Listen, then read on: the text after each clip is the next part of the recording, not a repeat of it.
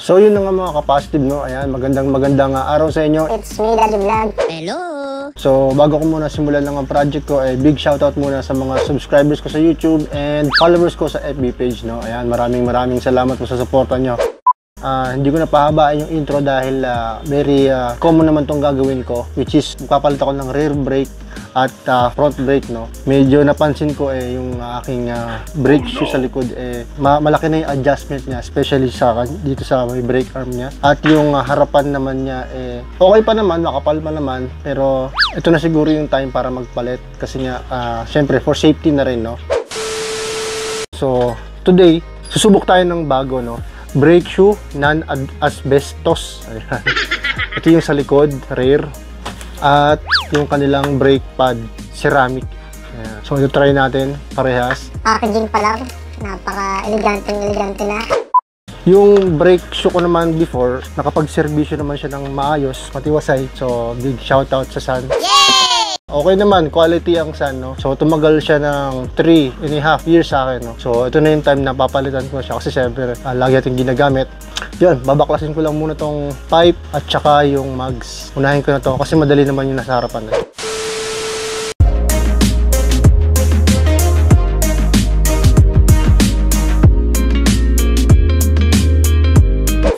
Minutes later.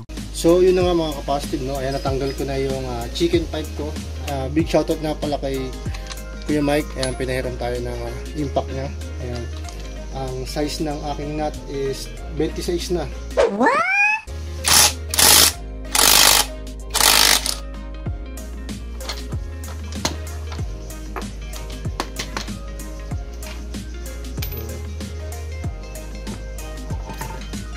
Yeah.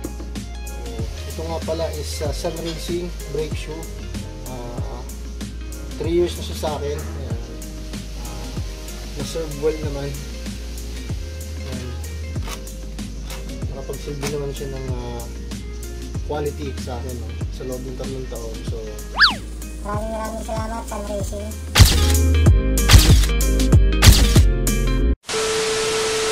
So yun, pasadahan lang natin siya ng linis gamit ang Easy Care. Ayan. Yeah, boy. So yun mga ka-positive, no, habang pinapatuyo ko yung nilinis ko dun sa kabila, yung rear brake niya, baklasin ko na rin to Para masaya. so stock pa din ang aking caliper. Kung may mag-sponsor, salamat. Makikita nyo naman ang aking brake pad. Goods pa naman. Nung nagpalit ako ng brake pad, nagpalit na rin ako ng disc kasi yung stock disc nga, yung bilog lang, may hukay na. What? Then ito, check mo rin to kasi minsan naglalak to. Ito kasi yung nagpe-play brake caliper. So check mo din kung may lubricant pa. Always check your brake caliper. Nagkaroon na rin siya ng kalakalawang. Nawalan na kasi siya ng lubrication o yung grasa. So ito, may time na mag-i-stack up kasi ito yung nagpe-play. Ito yung nagpe-play sa taas tsaka sa baba. Strongly suggest talaga check your caliper, then linisin.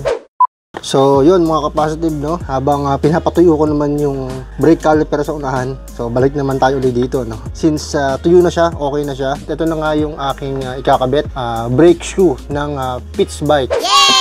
Non-asbestos. So maganda yung packaging niya, very quality, no.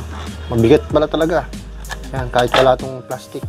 Ayan, so yung kapal niya is ito.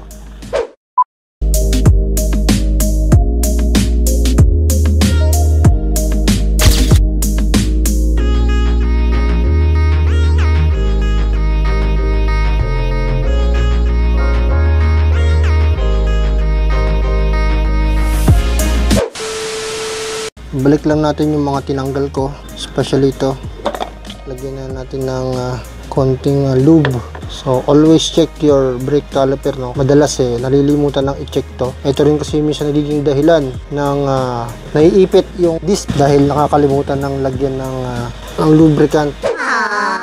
At ikakabit na natin itong brake pad, ceramic, Mio Soul, Mio Sporty. Ayan, pwede sa kanya. Ayan. Ganda. Ceramic type. Ayan.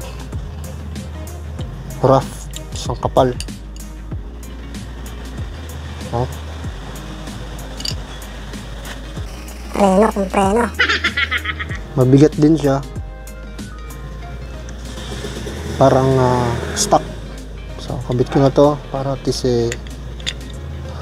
may kabit ko na rin yung mugs. Then, testing. Yes, testing. Yeah, boy. Yan. So, very basic lang to mga kapasitive. Magkabit ng brake pad tsaka brake shoe ng Mio Sporty to. Kaya hindi ko nilalet ko to dahil napakadali lang ng maintenance na ito. Hindi ka maliligaw. 15 minutes later. So, yun mga kapasitive. Nag ako.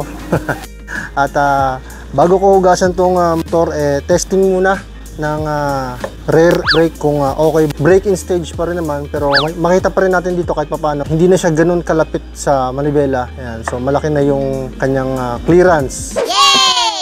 At dito naman sa harapan, ayan, konting pitik ko lang, may preno na siya. So, testing.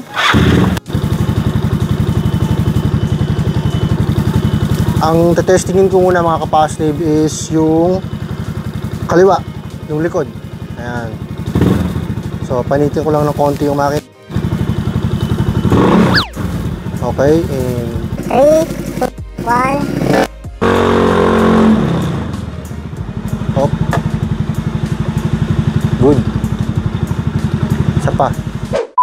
And 3, 2, 1.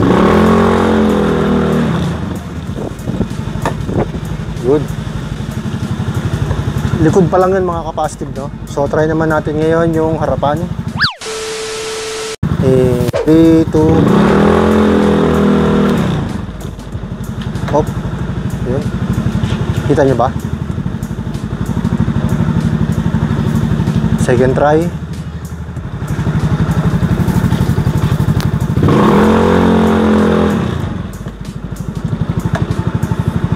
Okay. Ganda. Yeah, boy.